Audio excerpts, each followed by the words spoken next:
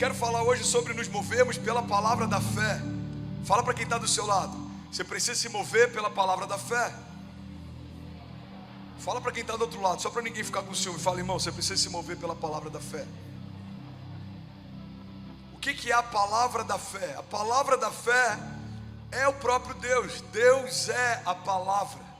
O Deus de milagres, o Deus do impossível, o Deus do sobrenatural, o Deus que manifestou a redenção, o mesmo Deus que desenhou as estrelas, o mesmo Deus que desenhou o seu interior, o mesmo Deus que esqueceu do seu passado, do teu pecado, quando você foi redimido em Jesus. É o mesmo Deus que desenhou o teu futuro e já está lá esperando você chegar. É esse Deus, o Deus da palavra, o Deus de aliança, o Deus da promessa, o Deus que é a palavra. Sabe, a Bíblia não contém a palavra, a Bíblia é a palavra. E essa palavra precisa ser conhecida, precisa ser absorvida, precisa ser declarada, precisa ser confessada. Uma Bíblia aberta em Salmos na prateleira da família de alguém não vai mudar nada, é só mais um livro. Um livro que é estudado sem que haja temor não vai mudar nada, é só mais informação. Mas a palavra revelada muda histórias. A palavra revelada é quando o próprio Deus se apresenta para nós. Alguém está comigo aqui, gente? Pelo amor de Deus, eu não estou falando de mim, eu estou falando dele, eu estou falando do Deus da palavra. Se a palavra não mudar a tua história, nada muda, irmão. Ela é a base fundamental da igreja, ela é a segurança que nos sustenta em dias difíceis. A palavra que criou todas as coisas quando nada existia é o que sustenta, apesar de tudo se levantar. Então a gente tem que ter esse entendimento: o Deus que criou tudo quando nada existia é o Deus que sustenta mesmo que todo o inferno tente destruir. Ninguém pode desfazer o que Deus fez, desfalar o que Deus falou. Então eu continuo preso, agarrado, firmado na primeira palavra que Deus me deu. Você está comigo? Diga amém. Primeira chave que eu quero compartilhar a respeito da palavra da fé é que você se torna aquilo que você está falando. Isso pode ser libertador para alguns e pode ser assustador para outros. Olha para mim, irmão, em nome de Jesus. Você se torna aquilo que você está falando. Tem pessoas que só reclamam e se assustam porque parece que as coisas estão dentro de uma espiral. Não é a lei de Murphy que está vindo contra você, são as suas palavras que estão retornando contra você. Você conhece alguém que só espera o pior e depois de algum tempo parece que só o pior está acontecendo? Por quê? Porque você liberou palavras, palavras se tornaram realidades e elas voltaram para bater na sua porta. Foi feito um estudo algum tempo atrás, eu vi um pastor americano falando sobre isso e eu achei incrível.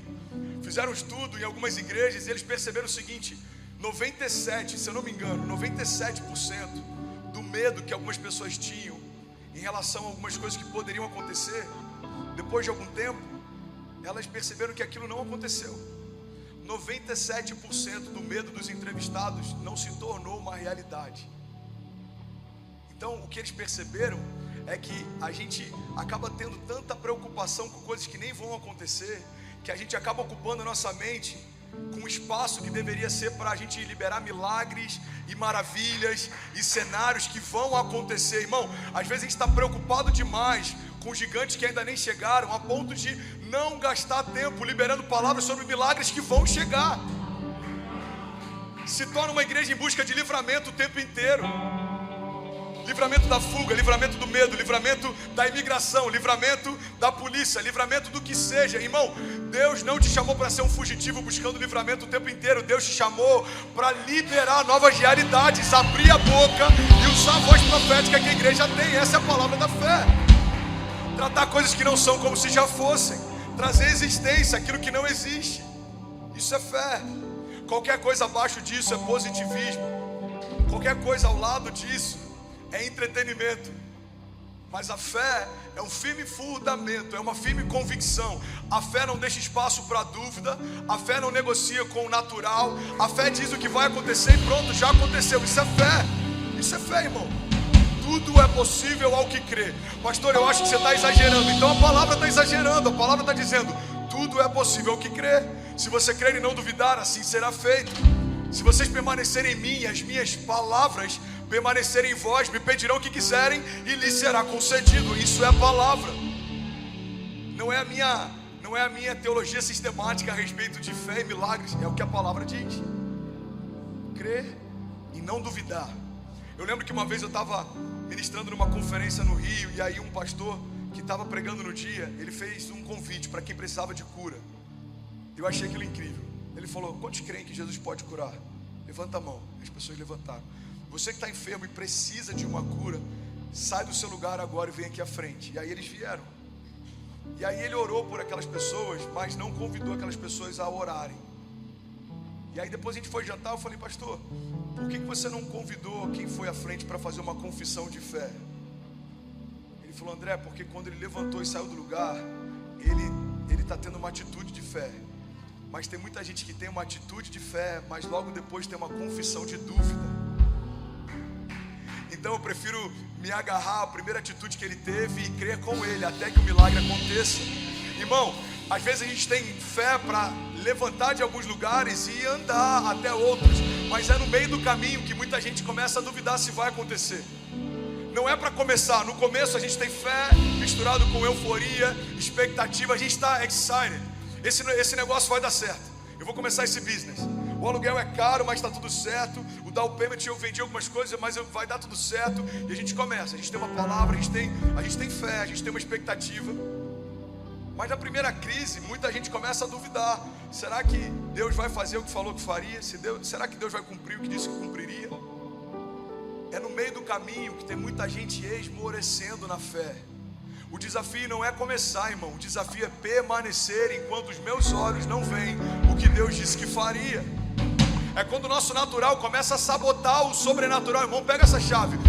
O natural está o tempo inteiro tentando sabotar o sobrenatural, plantando dúvidas. Será que vai se cumprir? Será que vai acontecer? Será que vai? Irmão, duvide das suas dúvidas, mas não duvide da sua fé. Será que eu fui chamado? Você acha que eu nunca tenho? Eu estou falando aqui, eu não sou um super crente, não. Você acha que eu não tenho dúvidas?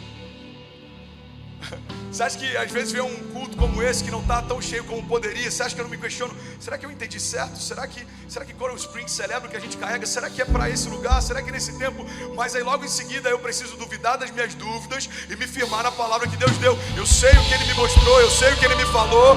Então não tem a ver com o que eu sinto, tem a ver com o que Ele fala. Muita gente aborta ações de Deus porque para dar ouvido para sentimentos e não está ouvindo a palavra. Sentimentos, fala para quem está do seu lado. Sentimentos passam, irmão. Sentimentos passam. Tem gente desistindo por causa de sentimentos. Tem gente saindo da igreja por causa de sentimentos. Tem gente abandonando a jornada de fé por causa de sentimentos. Tem gente deixando dúvidas entrarem no seu coração por causa de sentimentos. Por isso que a gente precisa ter uma fé firmada na palavra, uma fé firmada em Deus e nas suas promessas, uma fé firmada numa rocha inabalável. Porque sentimentos todos nós temos. A gente tem um dia mau, a gente tem um dia do desânimo, a gente tem um dia do cansaço. Só que a gente precisa deixar sentimentos de lado e se firmar a palavra. Porque os sentimentos mudam, mas a palavra não. Você quer um exemplo claro que todo homem casado vai entender muito bem? Existe um período que com certeza foi estabelecido depois do pecado, chamado TPM. Não, com certeza, a mulher agora vai sentir dores de parto. Toda a dinâmica que Deus mudou a partir do pecado, com certeza a TPM está envolta nisso. Então, o que é a TPM? É um período que a mulher está com uma bomba de hormônios emocionalmente. Algumas ficam instáveis, mais irritadas. Agora é impressionante, quando a sua esposa entra na TPM, você já sabe, você está na TPM, né? Ah, tá. E quando ela sai, é como se um Shrek tivesse ido embora, apareceu uma princesa da Disney. Você fala: o que aconteceu? Ah, já sei, TPM acabou. Então entenda, eu quero que você entenda que algumas estações na sua vida são como a TPM da sua esposa, ou da sua mãe, ou da sua irmã. Parece que nunca vai passar, mas quando você acorda, vai ver, já passou. São temporárias. Eu estou usando uma brincadeira para criar uma analogia, para você entender que tudo que é sentimento é temporário, tudo que Deus estabeleceu é eterno. Mas olha que loucura, às vezes a gente abre mão de coisas eternas por causa de sentimentos temporários. É por isso que ele fala: olha, a gente não tem que se firmar naquilo que se vê, porque aquilo que se vê é momentâneo, mas aquilo que não se vê é eterno. O meu chamado em Deus é eterno, a minha identidade é eterna, a minha salvação em Deus é eterna. As promessas que Deus me fez são palavras de vida eterna. Agora, os meus sentimentos são momentâneos, mau humor momentâneo, desânimo momentâneo, cansaço momentâneo, perseguições momentâneas, crises momentâneas. Tudo passa, irmão. Inclusive estações boas também. Quantas pessoas a gente não conhece que estavam vivendo um momento incrível e depois se estabilizou e está tudo bem. Isso é vida real, real life. Isso é vida real. Mas a gente tem que entender que isso vai passar. Eu não sou o meu pior momento e eu não sou o meu melhor momento também. Eu não sou um momento, ponto. Eu não sou um momento. Porque senão, quando está tudo bem, eu consigo acreditar que Deus é bom. Mas quando está tudo mal, eu começo a questionar se Deus se esqueceu de mim. Deus não mudou porque o meu momento mudou. Deus não mudou porque a minha circunstância mudou. E quando a gente começa a estabelecer uma jornada de fé pautada nessa confiança, a gente não é mais refém das circunstâncias. E você está ouvindo isso de alguém, e quem caminha ao meu lado sabe, tem momentos que eu chego a parecer até frio, porque essas coisas não tiram a minha alegria. Se hoje eu precisasse, por algum motivo migratório, voltar para o Brasil, Deus, eu tenho certeza que no seu tempo perfeito tem algo que o Senhor quer fazer com a minha família no Brasil. Se Deus me enviasse para outra nação, Deus, estava tudo tão incrível aqui, mas imagina o que o Senhor vai fazer então nessa próxima. Se o Senhor me moveu de um lugar de superabundância e de romper, é porque o Senhor tem algo melhor para mim. A gente tem que ter um entendimento que no tempo perfeito de Deus, Ele não me deve satisfações. Ele sabe o que é melhor para mim. Por mais que eu não entenda hoje, vai fazer sentido amanhã. A gente fica mais em paz, irmão. Um médico que cuidou de mim quando eu estava internado há 5 anos atrás veio visitar a gente algumas semanas atrás. E ele falou: pastor, como é que você está? Como é que está o seu coração? Eu falei: eu estou bem, eu estou ótimo. Às vezes bate um cansaço e a minha mente começa a falar: será que é bom fazer um check-up? Mas aí logo depois eu duvido das minhas dúvidas. Eu falo: não, eu estou completamente sarado, a minha saúde é perfeita, está tudo certo. Mas eu confessei algo para ele que eu sinto de confessar isso para vocês aqui. Tem poucas pessoas ouvindo, somos só 4.000 famílias online, mais alguns aqui. Vou falar com muito temor e diante de Deus. Eu falei, o nome dele é Calê. Eu falei: Calê, se Deus permitisse, eu creio que não vai acontecer, mas se Ele permitisse que eu voltasse para um período de internação por qualquer motivo, eu não questionaria. A minha pergunta ia ser a mesma que eu fiz na primeira internação: o que a gente vai fazer junto nesse tempo?